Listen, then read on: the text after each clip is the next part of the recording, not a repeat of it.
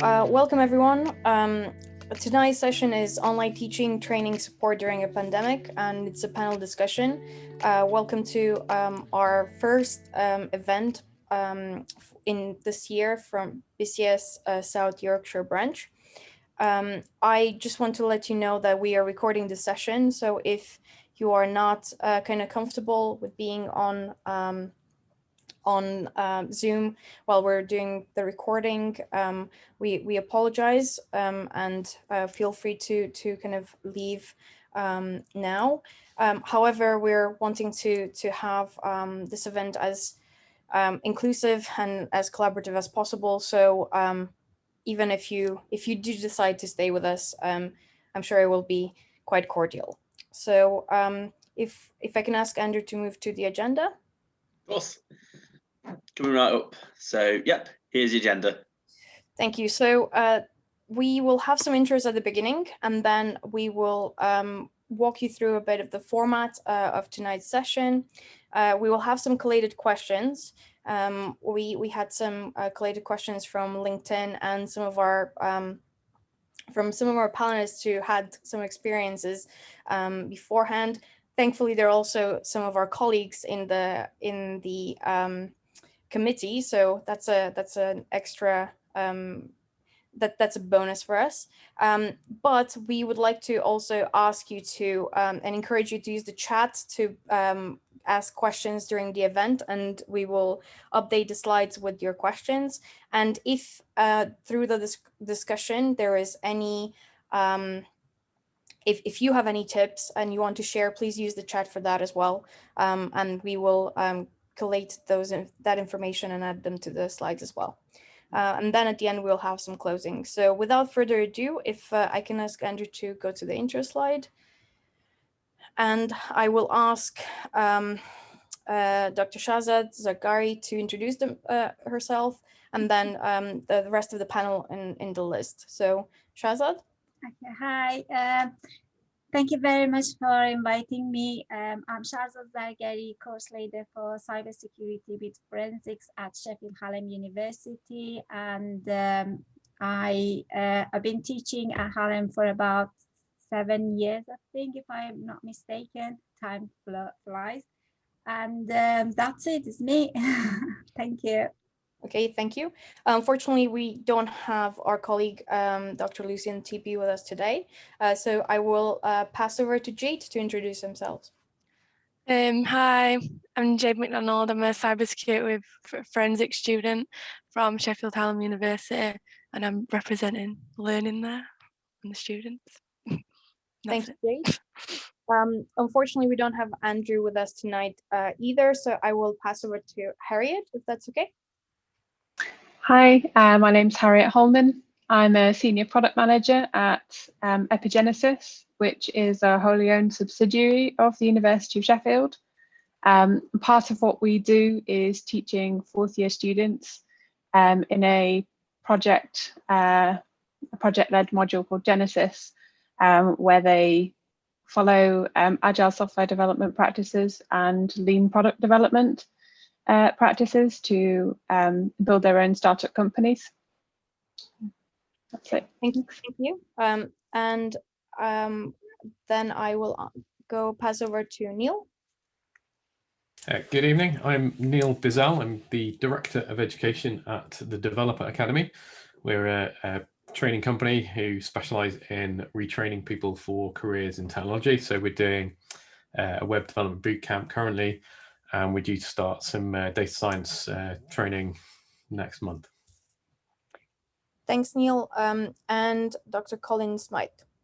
Hi, I'm Colin Smythe, Denom Services. I've been in the IT sector for about 30 years. At the moment, we're working very heavily in the e-learning sector, advising organizations on the e-learning technologies, and the roles relevant is as part of the due diligence evaluations and working at the board level with the SME sector in the IT. We look at career development for their staff as part of the due diligence process. Okay, and myself, my name is Eve Barabbas. I'm a principal engineer at UK Home Office, but I'm also vice chair and secretary for BCS South Yorkshire Committee, and I will be your facilitator tonight. So if I can ask Andy to go to the welcome and format. We don't currently have an actual code of conduct that is kind of written down, so I will just leave it with be excellent to each other. I'm sure BCS has it somewhere, but we haven't actually managed to dig it out yet. That's on us. So we will try to do that for next time. As I mentioned previously, please ask questions in the chat, and we will get to them after the collated questions that our panels will take on. And if any of the questions kind of like tickle your fancy and you have experience with them, please also share your experience in the chat, and we'll try to collect that as well. So without further ado, if I can pass to the collated questions part 1. So the first question on this was, how have you changed your approach to delivery to meet the challenge of learning remotely? So if I can start with Shazard, is that something that you would like to? Yeah, sure. Thank you. Yes, we have to suddenly move to online teaching, and that happened like in last March. Thank God it was like only 2-3 weeks to the end of the semester. So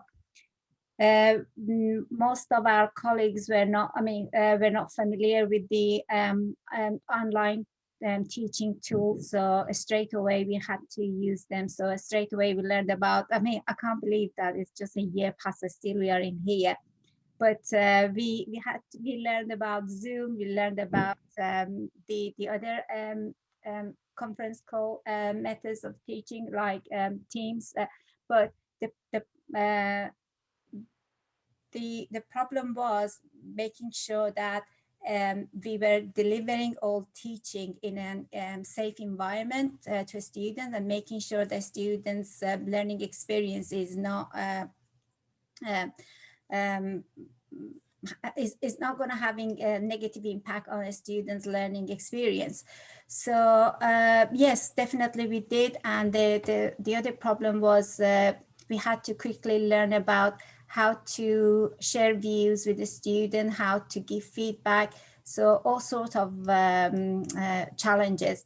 But thank God, working with our DTS department, Digital Technology Services team, we managed to finish last year, to complete the year, and throughout the whole summer, we had to change our modules and the delivery, making sure that the students have got access to the labs remotely, whereas we never thought of, we never had this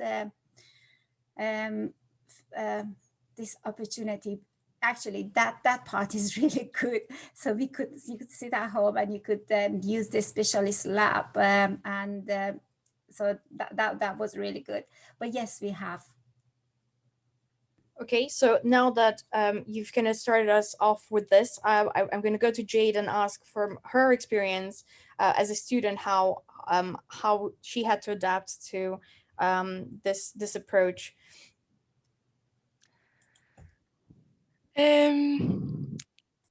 How I had to adapt. I think one of the, not really how I had to adapt, but one of the best things that came out of it was the remote desktop thing that we didn't have before. But I'm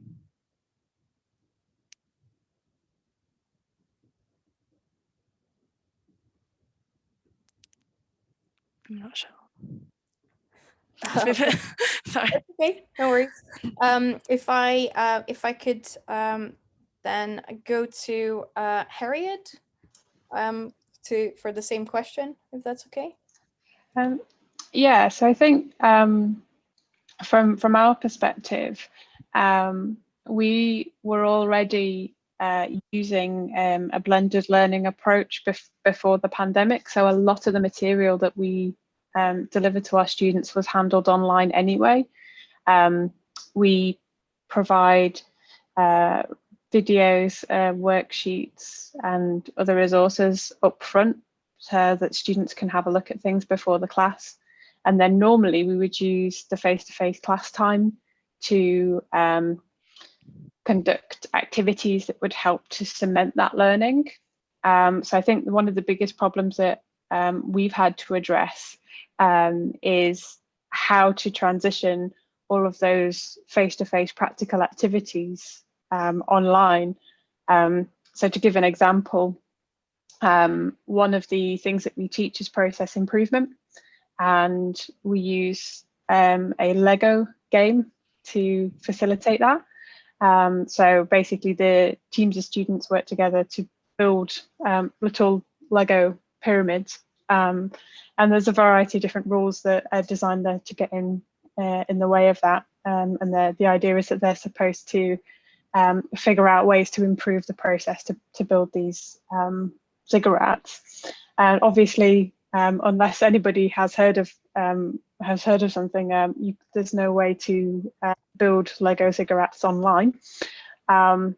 So we've had to switch to making a lot more use of things like polls in video calls, questions in the chat and that sort of thing, to try and gauge whether or not students are A, engaging, and B, understanding what we're talking about. So I think that's one of the biggest changes that we've made. That's great. Thanks, Harriet. I just have someone here that kind of wanted to add to what Jade was saying. As a student carer, I have little time outside to do some work on university projects. While I'm grateful from learning from home, it still feels like there's something missing from the experience. So that's an interesting point of view on that one as well. So if I could go to Neil for this particular question. So we're moving from student more now from university student and so on towards more bootcamp student, right? Neil? Yeah, so up until last March, we were pretty much entirely face-to-face training.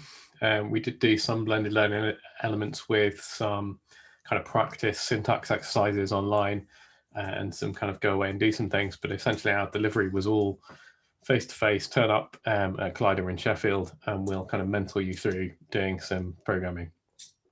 From that, we've had to completely change to a totally online delivery model.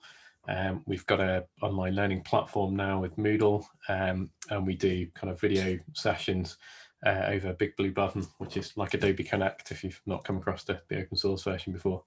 And it just gives us the tools to do similar to what we were doing face-to-face, but we've well, I'm trying to avoid answering the next question, but we've kind of changed things a little bit in terms of our delivery, and we've also changed what the content to actually match that delivery method. So you can't do the exact thing, and a bit like Harriet was just saying, you can't do the exact same exercises that you were doing in the classroom face-to-face unless you have all those things in the same place at the same time. So we've had to change how we've set everything up, as well as the kind of content we're delivering. Thanks, Neil. And last but not least, Colin. Well, I'm in a little bit of a different environment because I've worked remotely from home for the last 20 years. So for me and our little organization, there's been no change. But when you look broader in the IT SME sector, that sector as a whole for the small has had actually a very bad attitude towards staff development, particularly from a strategic perspective, and for a very, very long time. Tactically, i.e.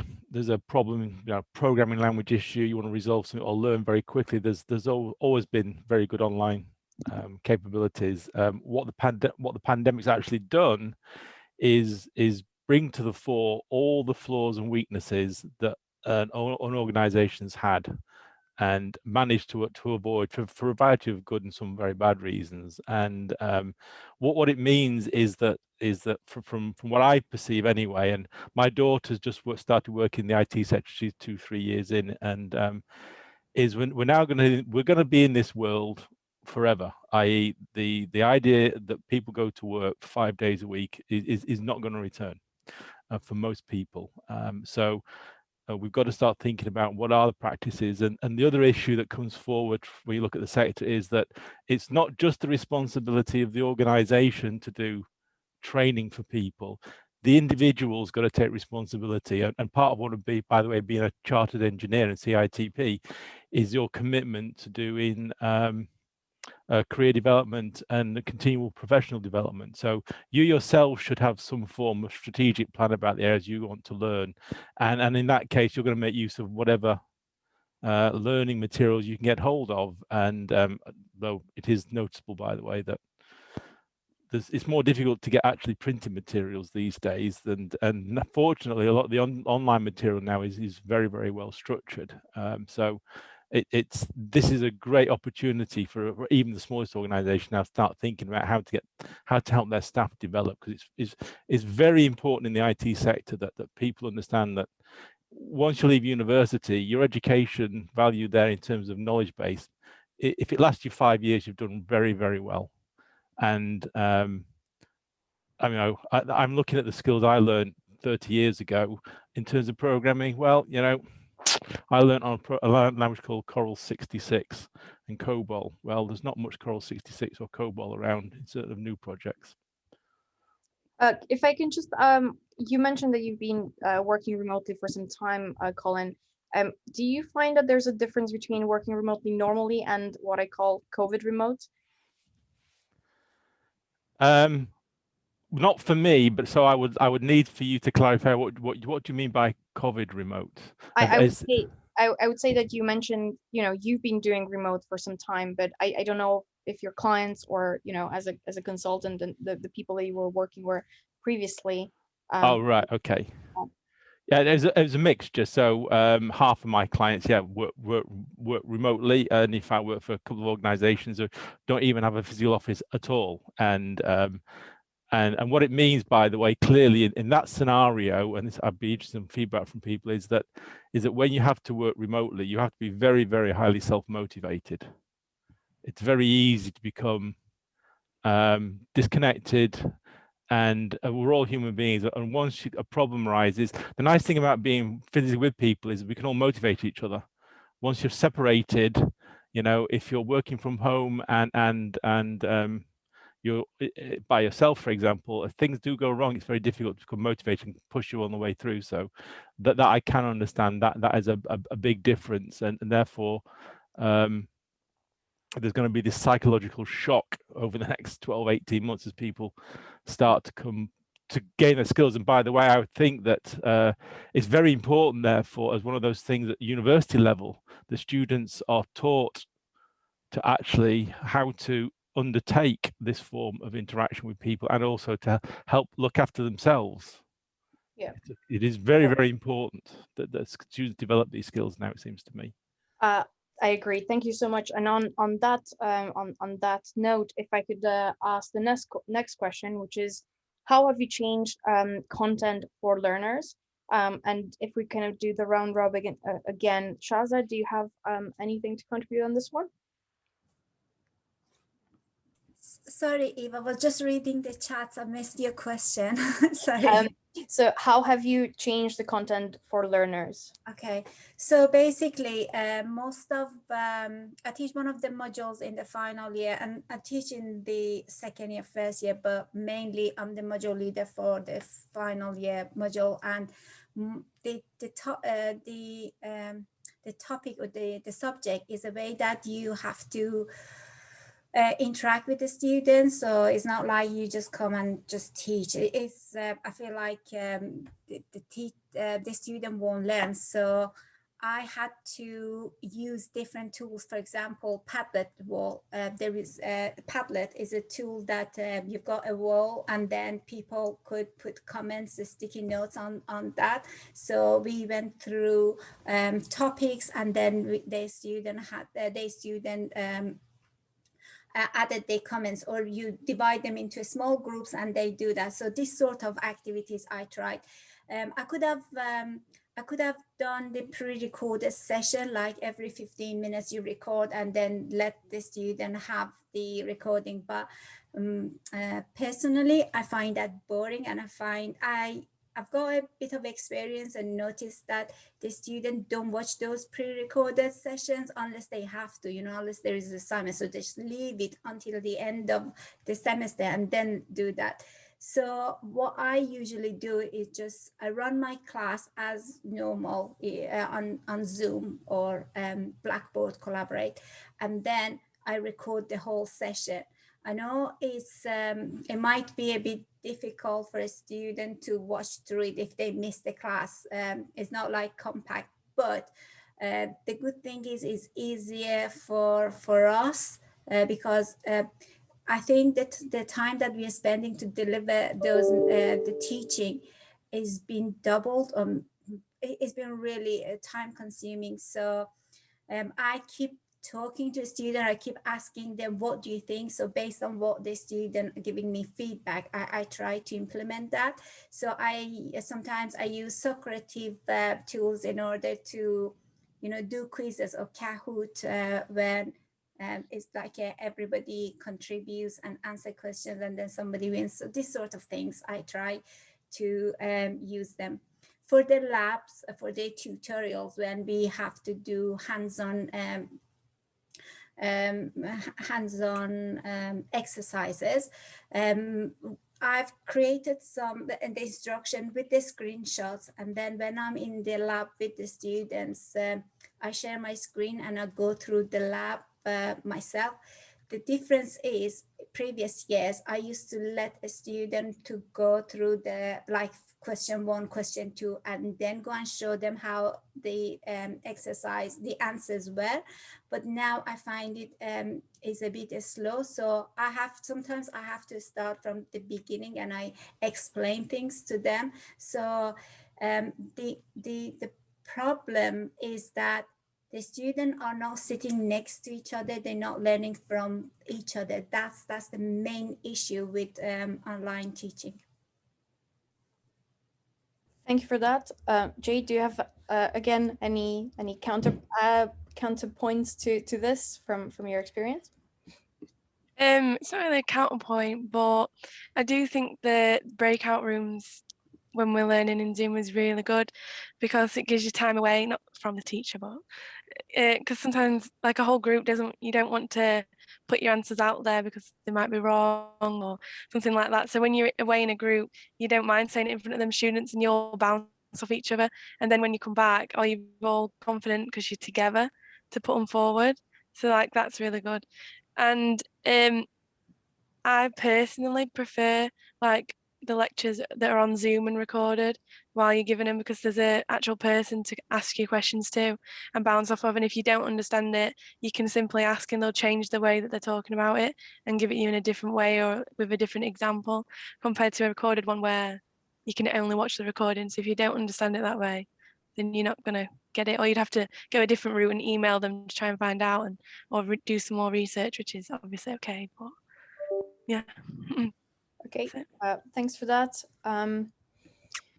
If I could go to Harriet on different ways of changing content for learners. So I think one of the first things that we did when we were sort of planning for the start of this academic year was to run through all of our proposed learning outcomes and make sure that what we were planning on teaching was absolutely necessary to achieve those learning outcomes. So for example, there are a couple of topics that we had in there that were, I guess, more nice to haves than absolutely essential. So we looked at the content we were planning and made sure if it wasn't directly related to the learning outcomes, that it was a thing that we would maybe provide some materials on our VLE rather than specifically scheduling a class for it. And aside from that, not a lot has changed apart from obviously we provided some additional supportive materials, particularly because with it being a team-based module, things like collaborative tools, how to use them effectively, remote working tools. So obviously everybody's a lot more familiar now with Google Meet and Zoom and so on. So we've provided some more materials around that kind of thing.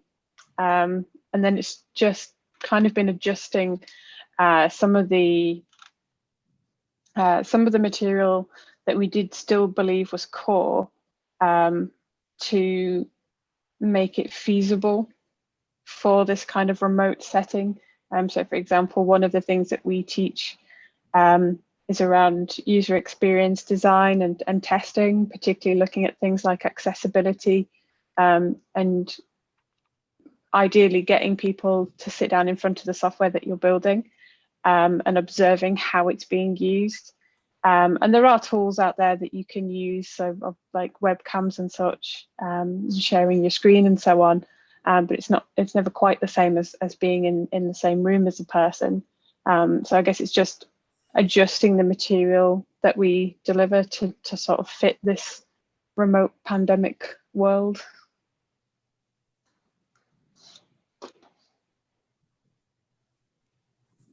Thank you for that. I like how Zoom tells me that I'm muted. Great. So if I could pass to Neil to answer the question, if that's okay. In terms of our content, we've had to do a kind of a lot of reviewing what we do. I think a lot of people who've done kind of tuition have gone for kind of recorded videos and so on. But in terms of what we're providing, if we do videos on how to do JavaScript, we've got 15 million competitors on YouTube, and we're somewhat wasting our efforts.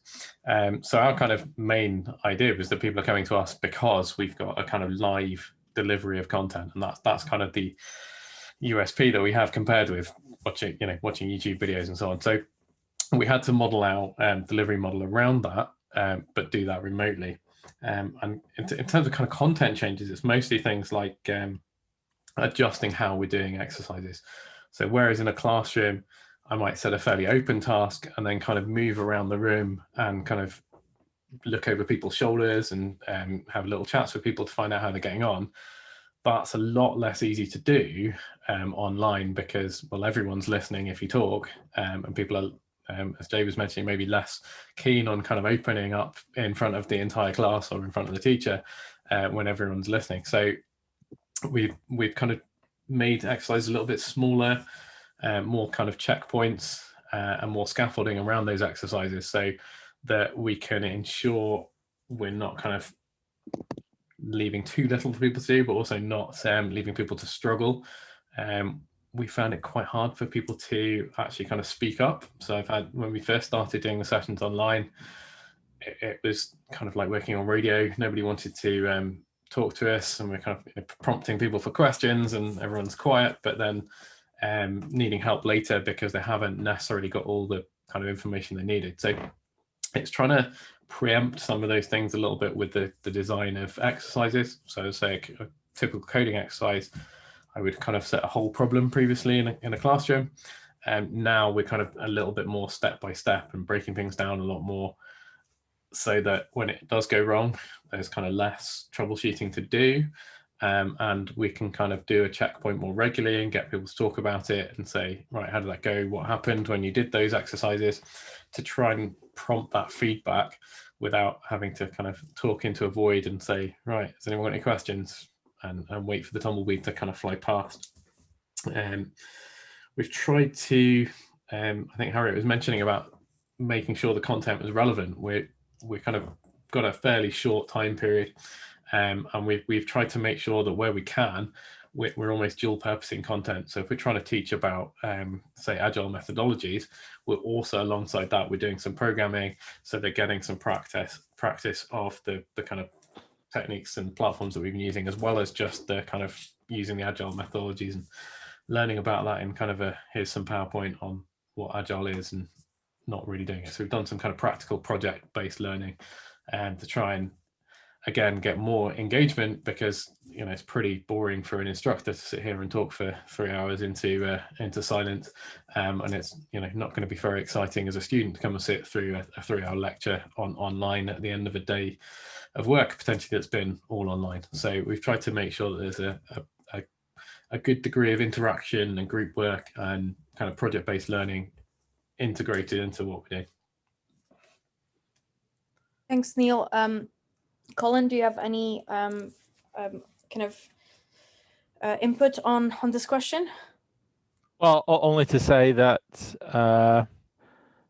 there's still a very, very bad set of tools to help people develop and deploy content for online learning effectively. When you look at all the statistics, use of Microsoft Office is still high in the delivery of online content, and I'm afraid that's not what I would call good e-learning based content. And but there is a woeful lack of tools to help organizations, and creating good interactive online learning is incredibly difficult and time consuming. And it used to be that you could just take a standard piece of teaching material, whether it be slides or a document, and turn it into a PDF or put it onto a slideshow, video it, and then talk in head. But that's really sticking plaster on the problem. And there are some big issues of creating good quality interactive content, and it becomes more important in continuing professional development, where there's less return on that. So there's a big problem here. And I don't have any solutions to that, by the way, but it's safe to say that the tool sets out there for organizations, even big ones, are actually very weak. So actually, with everyone's permission, I'm going to actually go into technologies, because I've seen on the chat that people were talking about tooling. So if I could then go into what technology have you used and what would you recommend, any shortcomings and how you would work around them. And this time, Colin, if you want to start, we'll go the other way around. So you started off with tooling.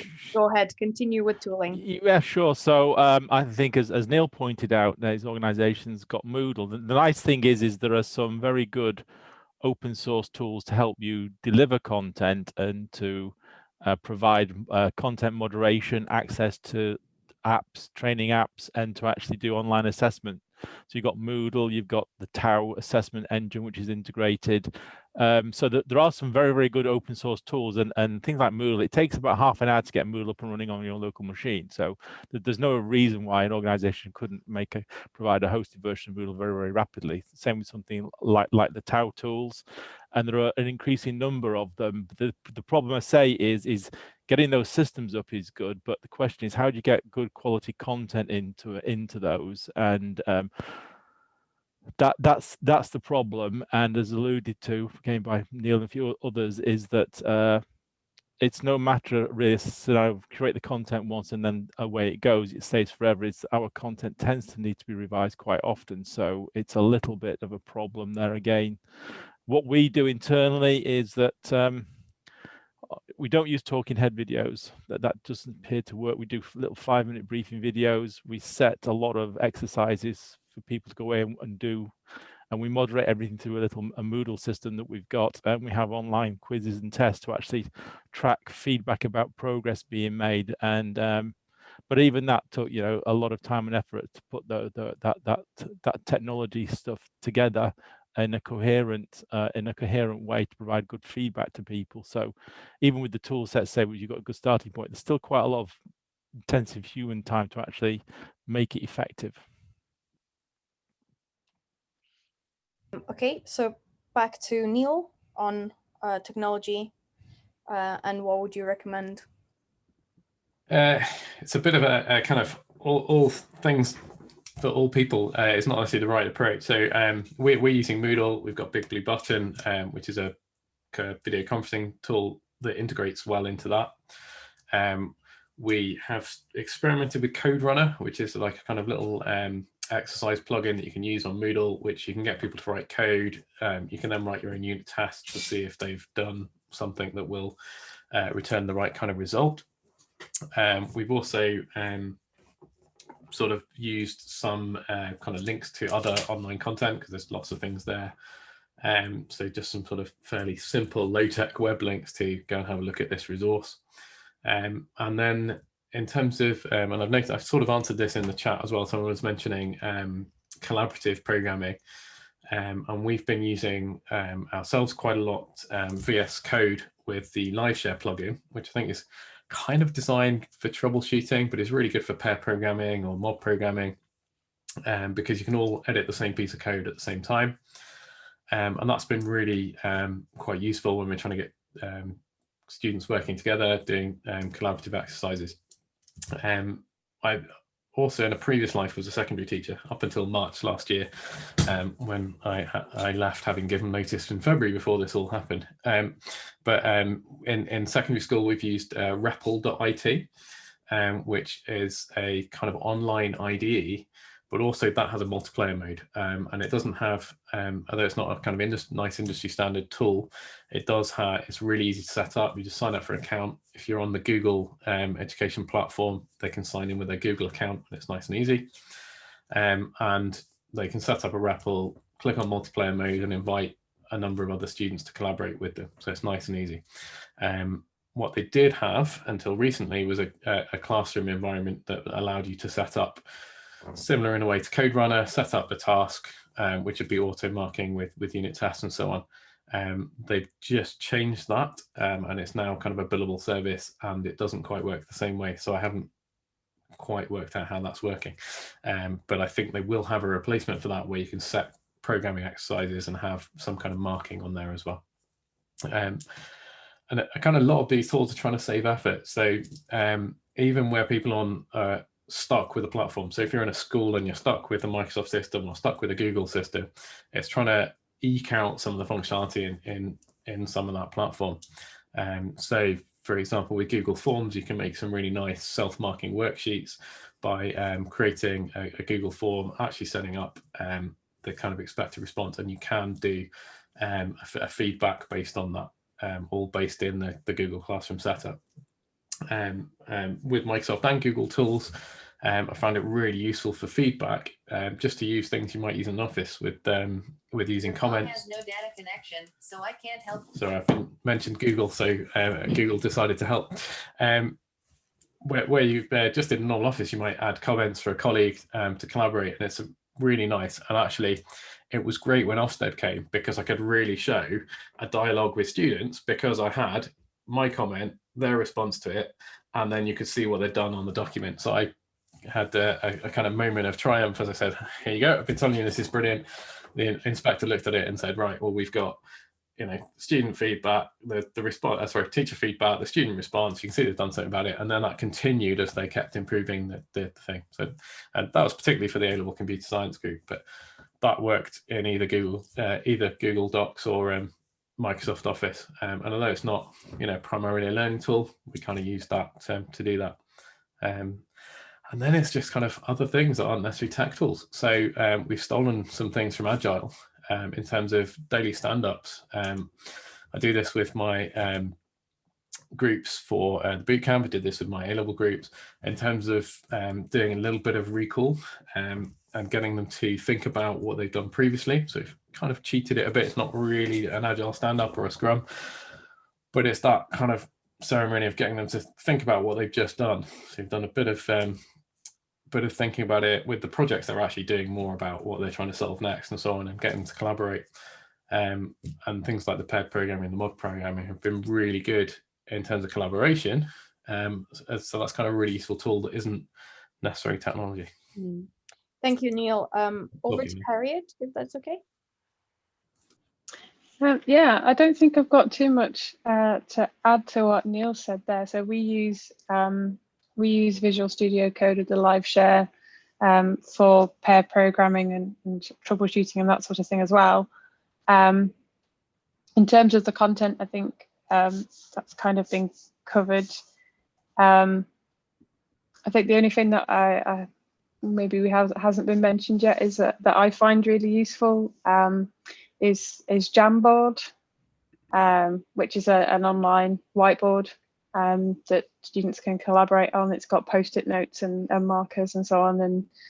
And as a we often use it as a discussion point in the class. So often we get a lot of students that don't want to be vocal in the class, but they can quite happily anonymously put post-it notes in, you know, different labeled boxes and that sort of thing on a Jamboard, which has been really useful for us. Thank you, Harriet.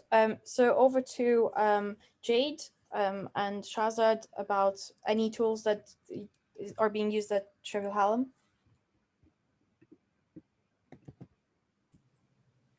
Jade, would you like to start, or would you like me to start? You can start. Okay, all right, okay. I think I mentioned, thanks, Eve. I think I mentioned the tools, some of the tools that we are using. But the main thing for us in our subject is that having access to remote desktop is really good, because in our department, we've got a specialized labs that we install the software.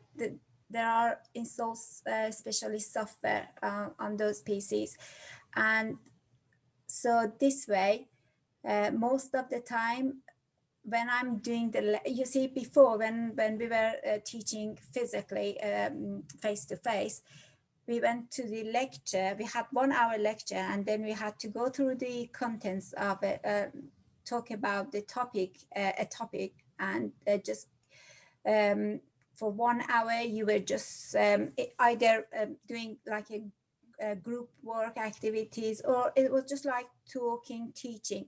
But now we have got this benefit of showing what you're trying to teach. For example, if you're talking about looking at the emails header to analyze whether this email is a fake one or is not. Now I can, while I'm teaching, I can share my screen with the student and I can show them, and the teaching this way is much fun and easier.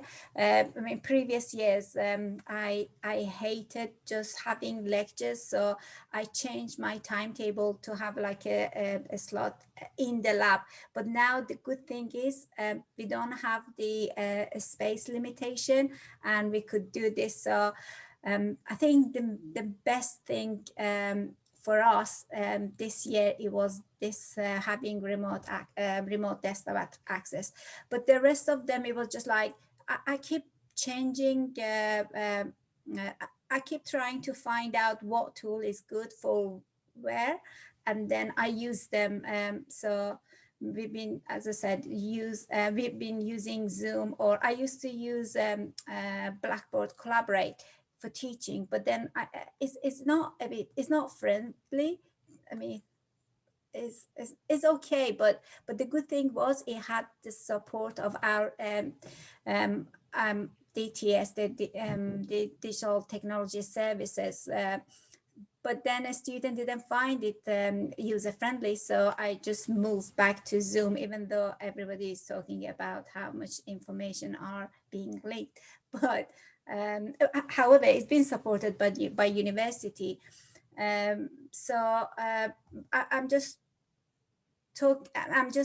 communicating with the student and work based on their feedback. But as I said, the main thing is I haven't managed to find a tool that substitute the students sitting next to each other and learning from each other.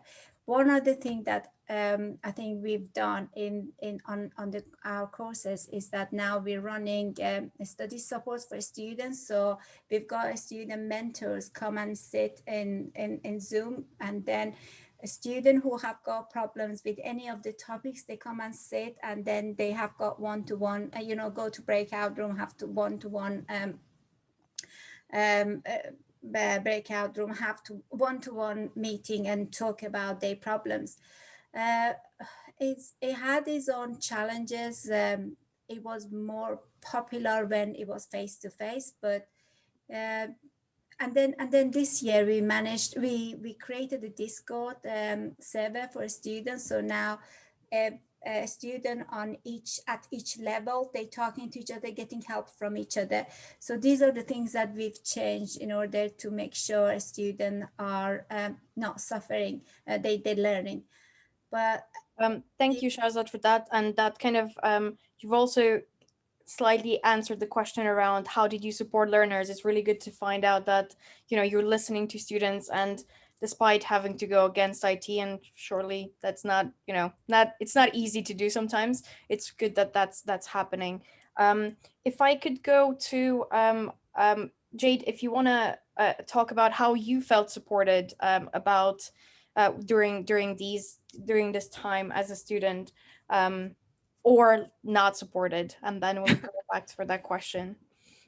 I feel like one of the really good things is that if like you get one-to-ones very easily, like that's the biggest support, is you can just have a one-to-one with the teacher. So you can email them, organize, and you'll have like not an hour, but you know, like a half an hour slot just on video, and you can talk over it, and they'll share their screen and talk you through it. Or you can share your own screen and they can take control. So they can actually like click it and show it you and do everything like that, which is really good. Some of the teachers do weekly corridor meetings. So that's the purpose of it, is that's supposed to be if you bumped into him in a corridor in uni and asked him a question. So you can, well, we join them sessions and we ask our questions, and then we stay and just chat literally about anything as well. And it's an opportunity for all the students to talk, because you don't have that opportunity anymore. Like, I'm not sat next to you in class to not gossip, but you know, like talk and stuff. And like the teachers, you can just talk to them about normal stuff as well, and actually get to know each other a bit better. Thank you for that. So if I could ask about how have you supported learners through the additional challenges, Harriet, if you have anything else to add on this? I think one of the things that we've done is kind of building on what Jade said there. We use Slack as an instant communication tool with the students. So each of the teams has their own little channel that they can go in, but we also make sure that there's a kind of general channel that's available for them to like just have a chat to each other, you know, ask each other questions about how they're finding things. They'll talk about assessments for this module or that module, or did you watch something interesting on TV last night? A way for them to, I guess, just have a bit of a normal chat, the kind of thing that you'd normally have in the IT lab or something like that. And obviously there's lots of different tools that they can use for this, but we sort of made it known to them that it is a place for them to chat if they do want to. I think it sort of helped make things feel a little bit more normal. Yeah. It sounds like everybody needs like a random channel in whatever tool that they would use just to have any chats.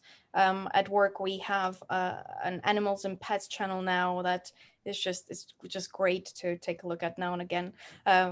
So if I could ask Neil about extra support for learners during the additional challenges that you've identified previously. Yeah, so we were also making a lot of use of Slack. We've got a cohort channel for each of our different cohorts, and over the year we've now got to the stage where we're not answering the student questions very often. We've actually got them to the point where they're interacting and they're kind of doing that. And I say them, this has been through 3 or 4 different cohorts, and we've finally got the kind of model right in the rest of the delivery that they're feeling comfortable with each other enough to kind of pitch in and ask the questions of each other and kind of do that. We had, up until then, there was a lot of kind of direct message questions happening in the background to instructors, but we've started to do that, and well, it makes our job really easy, because most of the time when the students have a question, someone's already answered it, and so far they've been, you know, good answers, so we haven't had to jump in and kind of go, well, you know, I wouldn't really do it that way. So that's kind of really useful. And it's allowing us to kind of connect a little bit and to do that and provide the kind of, you know, more formal support things where people have kind of got a question and they need some help. In terms of some other things, I've seen some questions in the chat as well about kind of supporting people with maybe additional needs and looking at adding kind of extra help. I mentioned kind of earlier the scaffolding that we've put in for our exercises. So we've made sure there's kind of different levels of demand from the task. So we've got a kind of basic level of task. There's a bit of help. So we've got a, well, you can pretty much copy the code if you really want, but then there's not a huge amount of point, but it's there as a kind of support tool. So if you really can't find where you're stuck, we've got a GitHub repository of all the code that shows what, well, if you're in primary, a waggle, which is what a good one looks like. And that's kind of a good example, a kind of good way to follow through. And we do that for all of our projects as well. So there's kind of the support there for those things. But then there's kind of, I guess the other side of the kind of support thing is that we're trying to, we're all kind of going through this kind of very different time, and there's a kind of big demand. We're dealing with people who are in jobs, or maybe in jobs, they might not be in jobs anymore, and they're doing this around everything else, and there's a kind of a pastoral kind of support need as well. So we've kind of been with our kind of standard support system, we've got regular contact with the students. We'll spend a little bit of time meeting with them and talking to them a little bit more informally.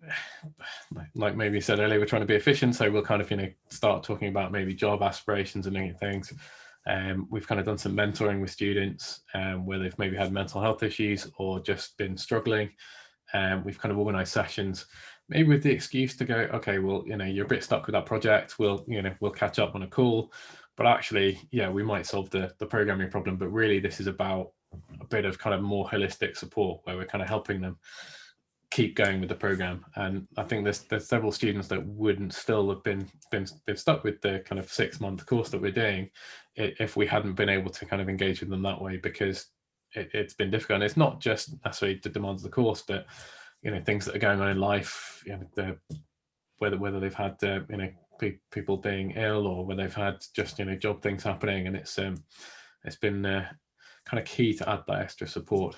And in terms of the other kind of academic things, we have a kind of modular structure to our course. So we do 3 different phases, and actually a few students we've allowed to go back to redo parts of the course where they've had, you know, big life events. I think we've got one lady who was a nurse, and she's been suddenly called in to do night shifts in ICU, so couldn't continue, so she's dropped back now to the next cohort. She's running through again. So it's just trying to be a little bit flexible in our model and kind of work around some of these things, as well as just the kind of key support elements.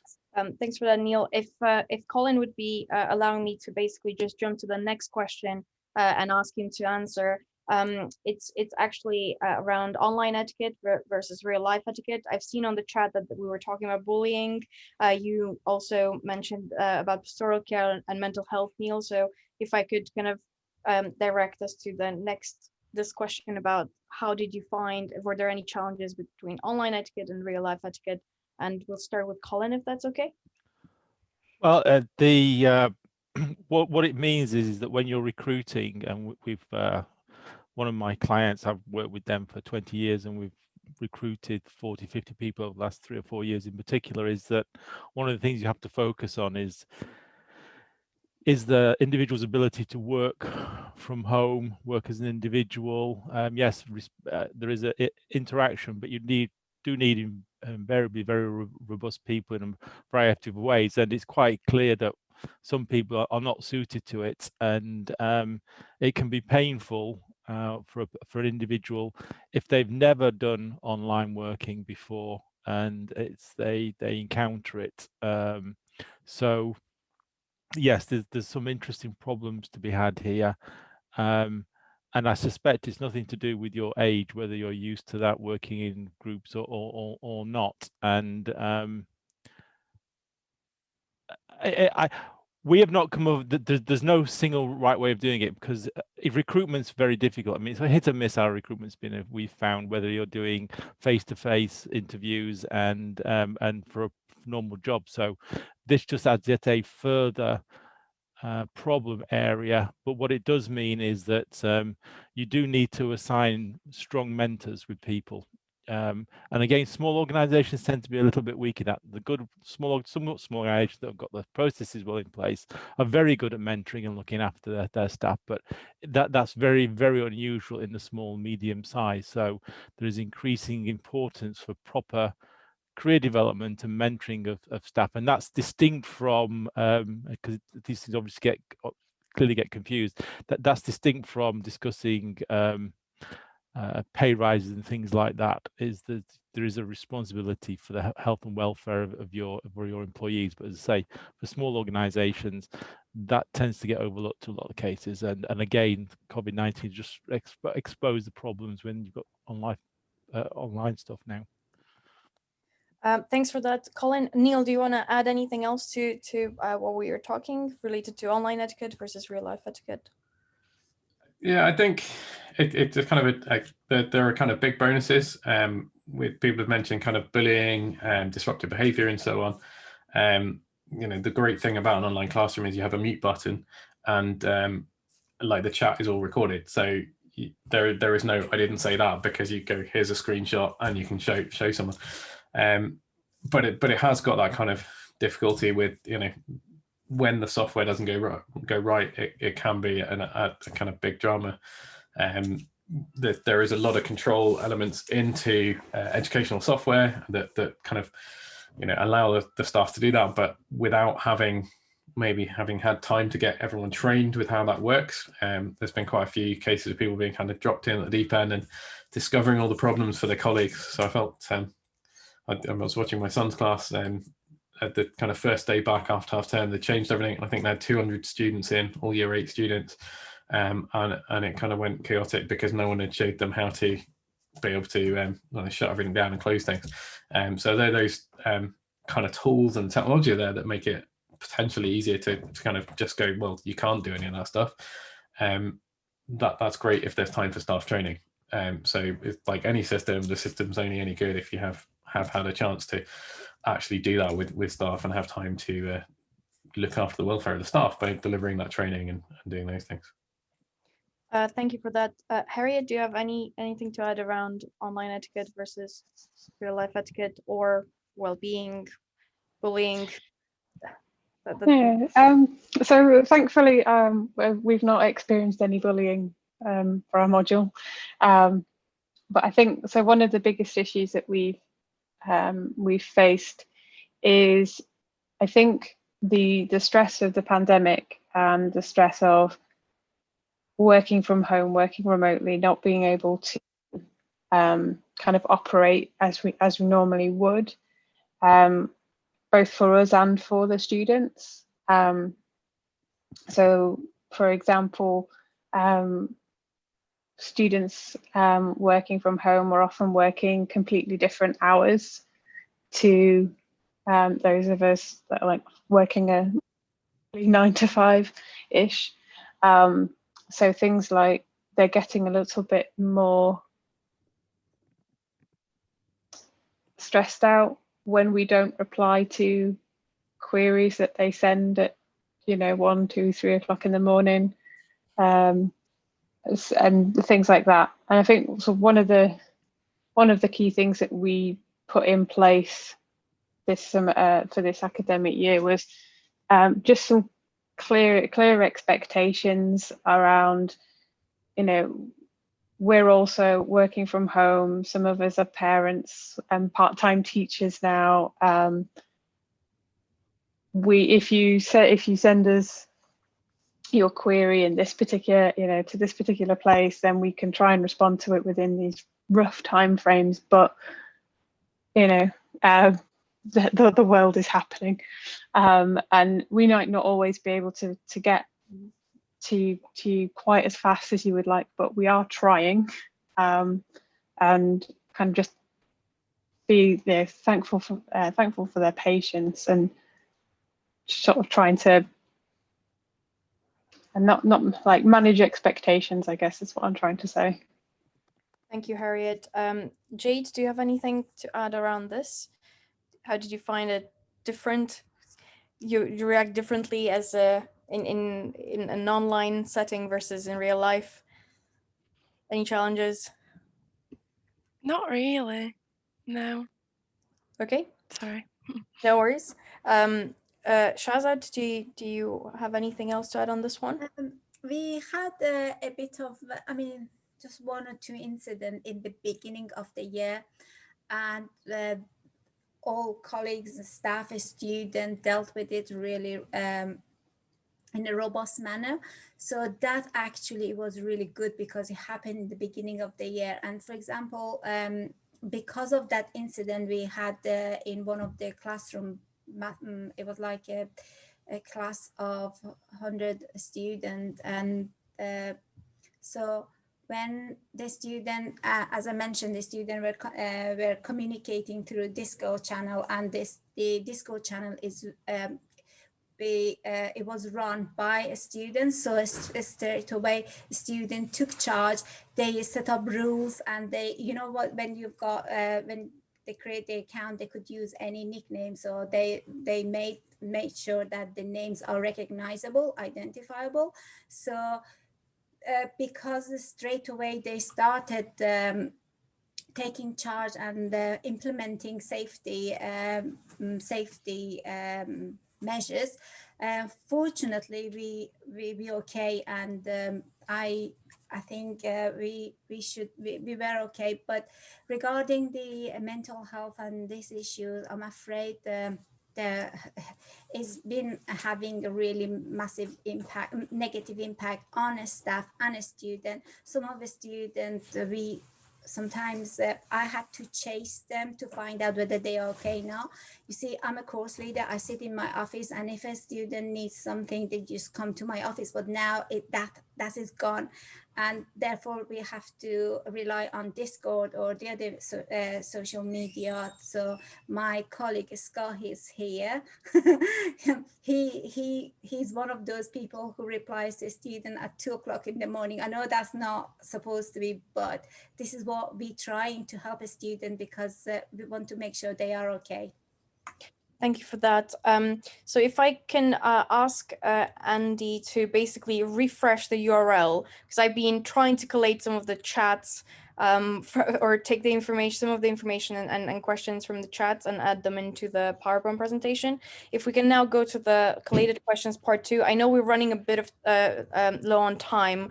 So in this part 2, if I could just ask, instead of going around robin, if you could just kind of state who wants to answer some of these questions. I think that would be good from the panel. So the first question is, how do you run training when the attendees have varying knowledge and experience levels on a topic? So this is I will kind of open it to the panel members, and if someone wants to take this question.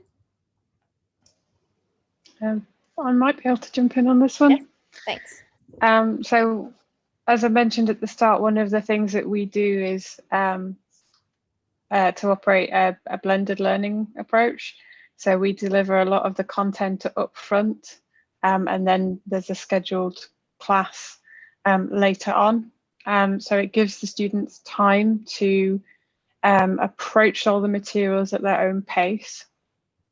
They can breeze through it if they're really quick, or they can take their time on it. It gives them the opportunity to ask questions up front as well. And then we use the face-to-face or face-to-video camera time to run through our own solutions. Like in a kind of, this is how we would have done it kind of scenario, which has proved quite effective, particularly with our international students. So as I had mentioned in the chat somewhere as well, one of the biggest problems with our international students is the internet connection, and the being able to receive kind of a clear video stream and that kind of thing. So we also record those sessions, and then they're available for the students to watch afterwards as well.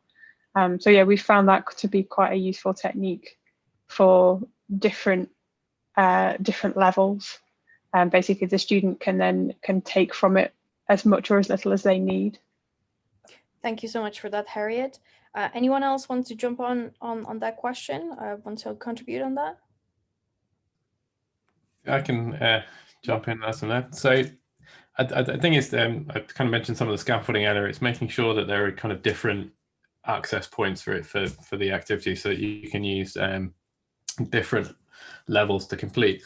And actually, kind of a lot of the extra effort is going into maybe the students who are more able, rather than in terms of providing them extra things to do, to allow them time during the session to add that extra support. So we can use the kind of private chat and the live share to help the students who are struggling, whilst everyone else is still occupied because there's another thing they can do to practice the same skill. So it's kind of it's a kind of two-level thing that we've got. Yes, we need to support those who are struggling, but we've also got to stretch those who are kind of beyond. And we're getting quite a mixed bag of people who have maybe previously been developers. And we have someone on one of our courses, and you wouldn't necessarily expect it, but we've had someone who's had a previous job developing APIs and has come to this as kind of a route into a job. So they've got quite a lot of experience. We've got people who've never really done much with computers at all. So we have a really large range of ability of digital skills, and it's making sure that we're still pushing that API developers be developing, and we're supporting those people that have never used a computer, but we're trying to get them to use a React framework or something that they haven't come across at all. Okay, thanks, Neil. The next question is, what kind of remote training have you tried other than PowerPoint slides? What are the pros and cons of these different training methods? If I can direct this to Colin, maybe, and then anyone else who wants to jump in. Well, PowerPoint's still very, very popular, will always be popular. But there are, depending on the type of material that you wanted to focus on, then good quality interactive content. So if you look at, say, the Cisco Academy and the Microsoft, the investment they've made in some of the interactive training materials, that's the sort of thing that you need to be looking at, particularly if you want to replace some of the hands-on experience stuff. So, but you have to recognize that I suspect, I don't know the numbers, but I suspect 80% of online material is still PowerPoint based, to be honest. Okay, anyone else wants to jump in on that question? Eve, do you mean about training? Is it like technical training? I think it's, let's go with technical training, yeah.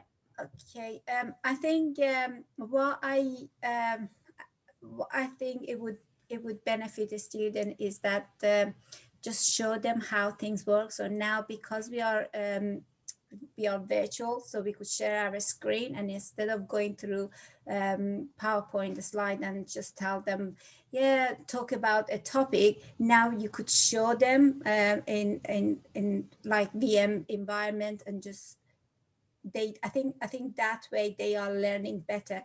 So I mean, students and learners are learning from in different methods. So some people are visionary, they learn by looking at things. Some people just hear, so different. But I think as long as you are providing different resources for students, then you should be okay. But still, I feel like we covered like 5% of the learners.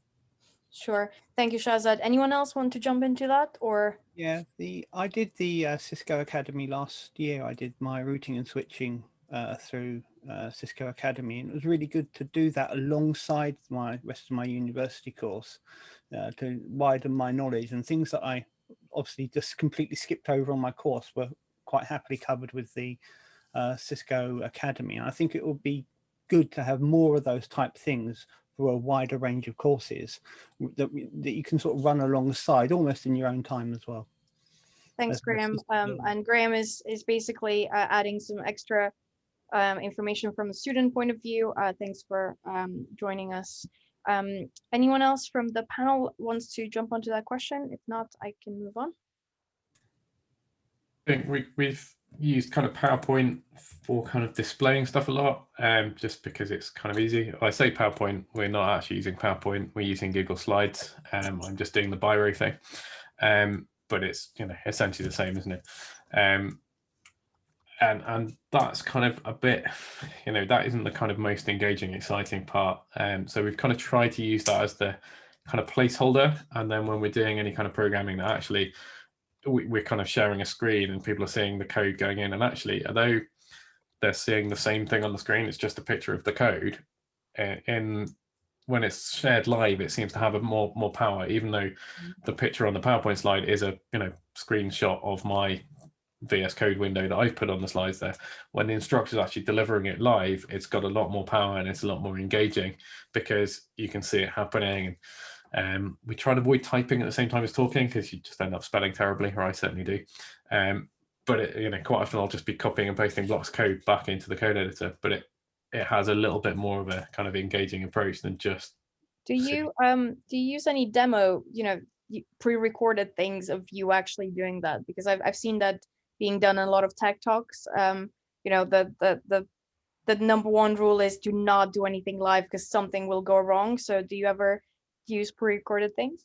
Yeah, I mean, that's actually a really nice kind of point, because actually coding instruction is great, but if you just do everything perfect all the time, we're kind of instilling this kind of worry in all of our students. And actually, if you don't make mistakes now and again, which I have no problems with this thing, I will make mistakes, particularly with spelling, but it kind of shows that actually it doesn't matter. You can be an experienced developer and you can still make mistakes. Whereas if you kind of have these perfect pre-recorded demos, the expectation that you're giving the students is you should be getting this right first time. You should know all of these things off the top of your head. And that's a really unrealistic expectation. And in fact, when we've kind of got to later things, we've actually kind of introduced kind of problem solving. And we're not quite faking solving a problem, but we've got this exercise and we'll kind of go, well, what do we do?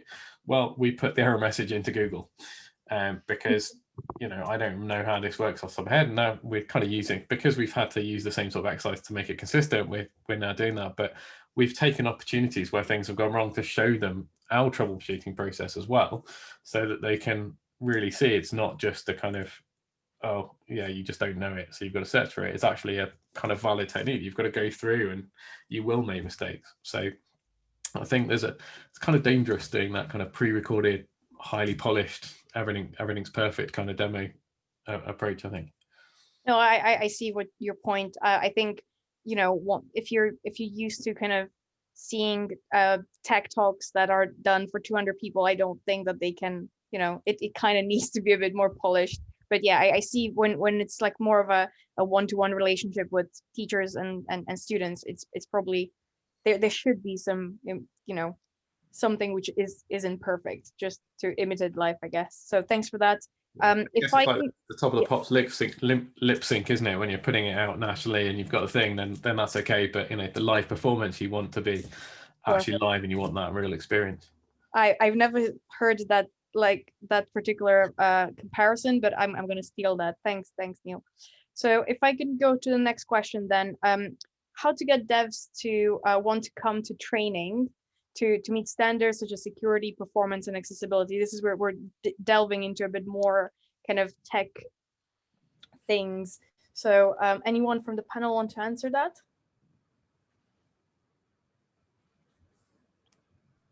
I'll have a go, Eve. This is very much related, by the way, to does training software engineers need to be different from everyone else? Is that the single biggest criticism that comes through from middle to senior managers up to board level, once you get into an organization above a startup position, is that the technical team, and it seems to be almost unique to IT sector, has no understanding of the business it's involved in, and doesn't understand that everything that it does has to be for the benefit of your business as an organization. And that comes around things like, you've got to address accessibility, security, performance. They're a technical perspective, but they're not just important from a technical point of view. They're important from the business survival perspective. Is that, a company that does not do correct accessibility in the United States could very easily be out of business within 6 months because of prosecutions that will take a legal position. And but say so there's the dev and the IT world sector as individuals, we need to become more aware of the business we're in. But that doesn't mean to say we have to be business experts. So I'm not talking about turning everybody into a business manager, but everybody in the IT team has to understand that everything it does has an effect on the business, and everything that it should do should be for the benefit of the business. And it's interesting is that, say, the IT sector has a particularly bad reputation. For example, how many devs in organizations will fill a timesheet in? Most engineering other disciplines fill timesheets in. You try getting a dev organization to fill timesheets in. It's beyond belief, to be honest, right? And there's a very poor attitude in the IT sector, and there's the organization responsibility, but we as individuals have a responsibility to understand that doing IT is not just because it's interesting and fascinating, and programming is a fantastic thing to do because I love it, as we all do, right? But there's somebody's paying us to do software development, and we have to understand that what we're doing better make them more money, save them money, or be some benefit somehow. Otherwise, we're not, that company will go out of existence. That's a good point, Colin.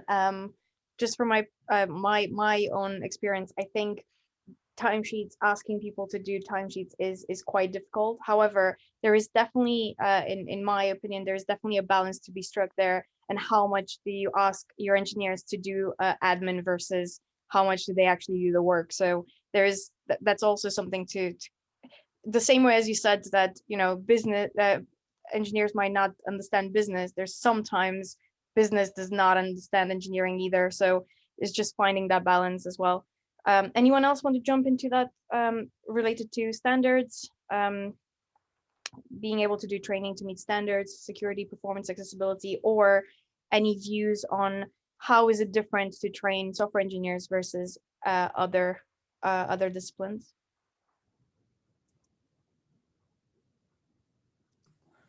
Yeah, I guess mine's quite. Oh, sorry, Neil.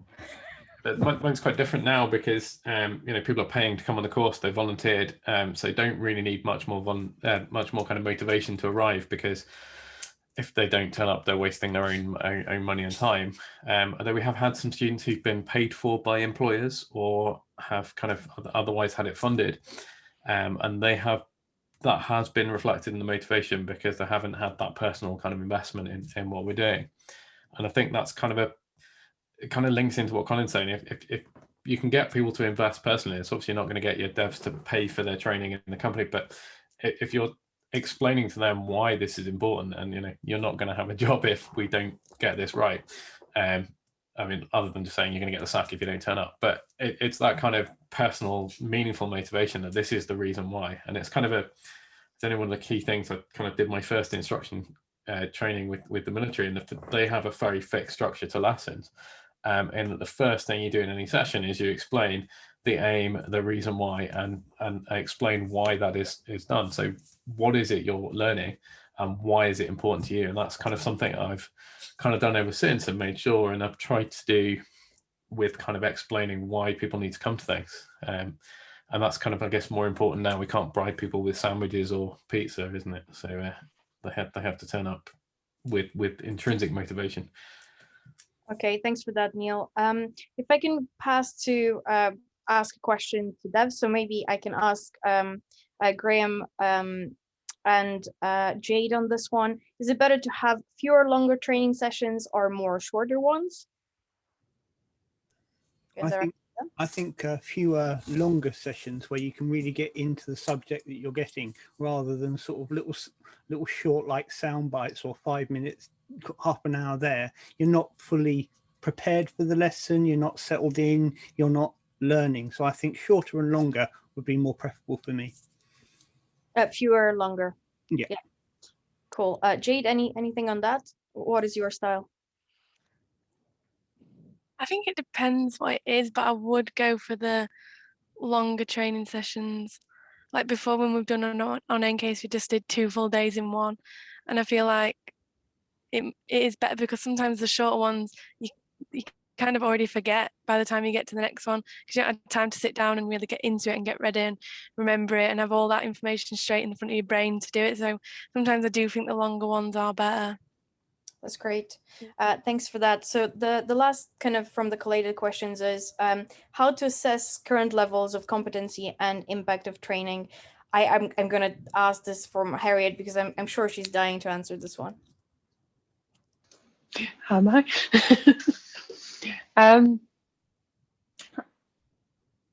It's difficult.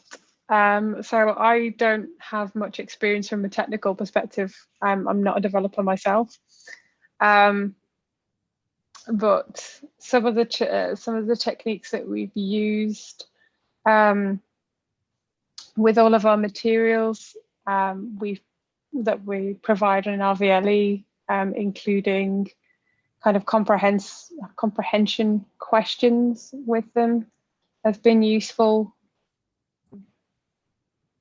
Some of the materials that we provide are kind of short exercises that students can complete, and then they submit them to a discussion board, so you can see how they've understood, and it also is a good opportunity as well for kind of community building, because it allows other students to review that work and have a look and provide comment and stuff, which we found has been useful. Yeah, I'm not sure what else I could suggest. Say from a technical perspective, I don't really have the experience to answer that. Cool. I think I was going to kind of point this at you because there was discussions previously around security, performance, and accessibility, and I think I was going to ask you more about the UCD side of things, because you're involved in design and so on. So you can talk about it from that perspective. Well, I think I guess maybe it's the context is probably the most important thing here. So with the module that I teach, we ask students to basically sort of create a startup company around some problem themes. So they will produce kind of like a business model and a product, and part of the assessment will be around them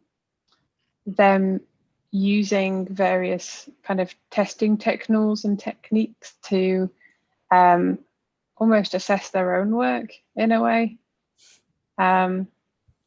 So around accessibility, using things like the Lighthouse audit that's built into Chrome, for example, that picks up on a few key things. Yeah, is that kind of what you're getting at? Yeah, thanks for that. So if I can ask Andy to move on to the next ones, I managed to collate some questions from the chat. So if we go to the next page and if you reload. Just for you, while Andy's jumping on, in terms of assessing competency and impact of training, we use the Gusky model, which has got 5 levels. So you look at initially participants' reaction. So the people in front of you, are they understanding, which is a little bit harder when we're doing online. And then we're kind of doing some looking at the learning. So there might be some kind of assessment task. So we set projects each week to see how they do that. And then the kind of other layers really are only relevant when we're working with other organizations. So then we're starting to look at what impact does that have on their organization. So having trained this person to do X, how does their organization change as a result of that? Have they made any impact in the kind of wider organization? And then you kind of look at, are they using those skills and knowledge in their daily kind of jobs? So we'll kind of go back and do a kind of feedback exercise later on as well, rather than just kind of immediately at the end of the session. And it's kind of understanding that they've got that kind of, has this actually had any impact other than they've learned some stuff in one session? Has this really changed the way that they do their jobs? Okay, thanks, Neil. Like an official model that you can look up if you want to use that one. Cool, thanks, Neil, for that. So I'm trying to find Andy, but if not, I can just go to the questions myself. That you might not see them on the screen. Yeah. Which slides do you want? If you just reload and if you go to page 7, please. Okay, no worries. Reload the URL and page 7. Just reloading now. So page 7. Okay. Thank you. I think that your screen might have frozen, which is why. Does everyone see page 7? I'm just scrolling down to it now. Is that one? Oh, oh. There you go. I think, Andy, you have to stop sharing and then Reshare because the screen is not. Yeah, I think your screen is frozen. Yeah, okay. Thank you. Sorry about that. No worries. And we have 2 more minutes. Yay. Executive chair from my part. Apologies for being late. So yeah, so there are some questions on during the event. So the first one is, are we expecting too much from online learning? Should we lowering expectation on outcomes? The whole thing has been proven stressful for O-level college and university students. I have children in each group. Anyone want to take that question? Absolutely not. Online learning is a proven model. It works. The OU is a really good case in point. For kind of younger people, Inter High have been doing remote online learning for quite some time. Where we maybe do have to think about our expectations is maybe the fact that the staff who are doing this quite by surprise. So if you work for OU, you know you're getting into remote education. If you work for us, you know you're getting into remote education now. But teaching staff in schools have been had to do this really rather quickly. So no, we shouldn't be lower expectations for outcome for our students, but we do have to be a little bit understanding around the fact that there is going to be some kind of teething troubles. But we're getting to a year in, and I think teaching staff are doing very well at adapting to that and showing that they can use these tools and make a very good job of it. So Thanks for that, Neil. If I can just ask Shazad to answer the next one, how much time would you allow for interaction student discussions, which may not always be quite on topic? Usually, I've realized that you can't cover as much as you can now, comparing to previous years. So you come up with a question and try to put the student into small groups and just ask them to talk about it. So yeah, that's how we do, and depending on how much a student need time. So I'm really flexible. Okay, thank you. The next one about digital skills learning materials. I've seen a lot of answers on the chat about this, and I've collated them in the contribution. So I'm going to skip that question. And also, it's I think this is also maybe a question that Shaza can take on offline, which is some information around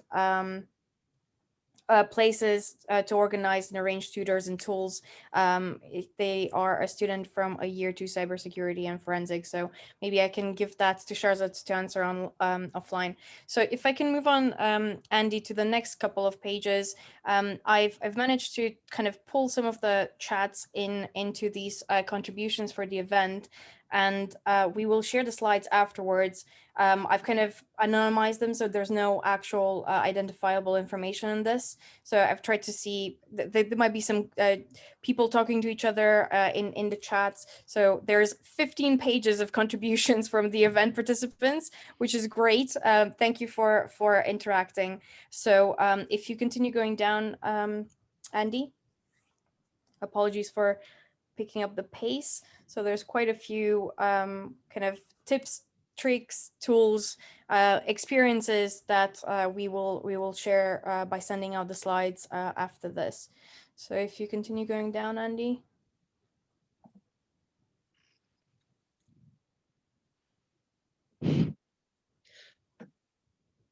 I think if we are going to page 23 at this point.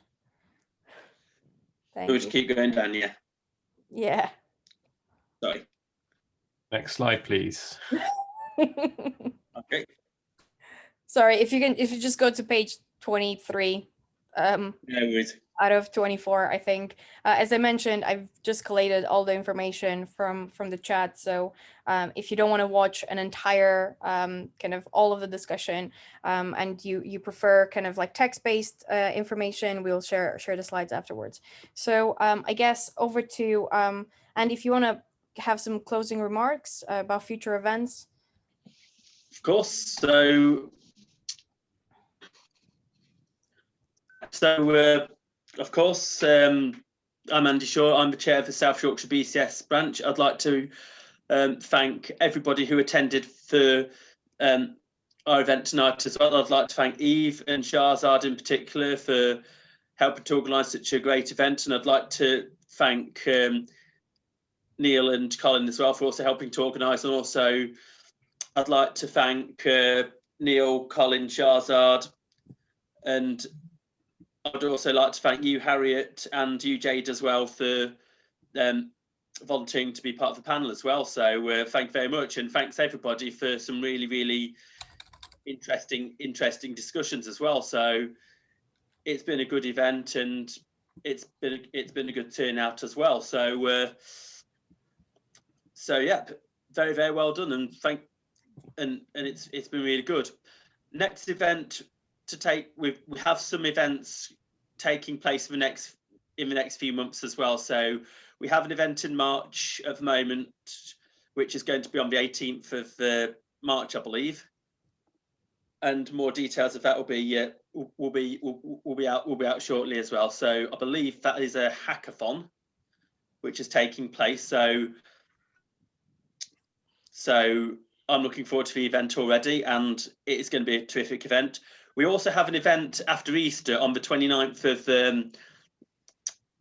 of April, so it's just been confirmed over the last couple of days.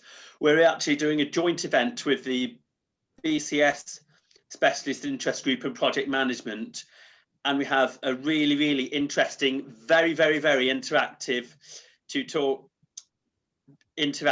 session learning about the stakeholder conversations of leadership as well. So that's going to be a fantastic event as well. And as we're doing it with the as we're doing jointly with the Specialist Interest Group in Project Management, it's also going to be very, very fruitful as well. We've got a really, really good speaker for that as well. So Andy and Jess Thomas as well, who are sort of very, very, very, very sort of like have their own consultancy in project management as well. So that's not to be missed.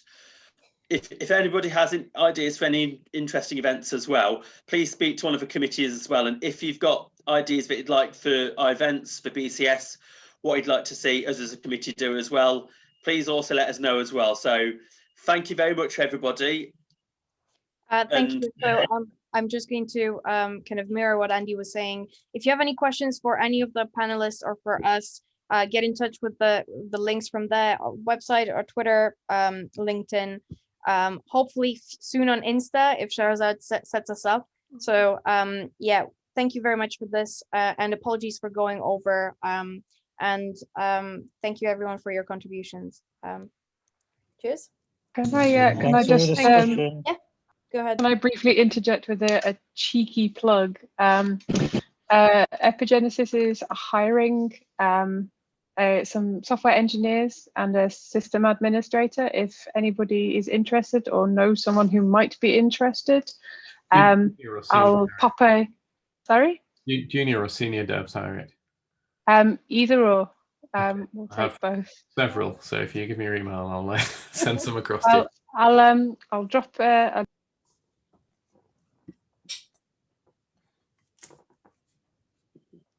Sorry, we lost you. You're on mute, Harriet. You're mute. Yep. Sorry, everybody take a shot. Yeah, I've just dropped a link in the chat, so please do feel free to pass that on to anybody who you think you might be interested. Okay, thank Awesome. you. Will do. Thank you. Okay, thanks everyone, and enjoy your evening. Bye. Stay safe, Yes. everyone, and Thank you. see you all Thanks, Eve. soon. Bye. See you. Bye-bye. Thank you. Bye. Bye.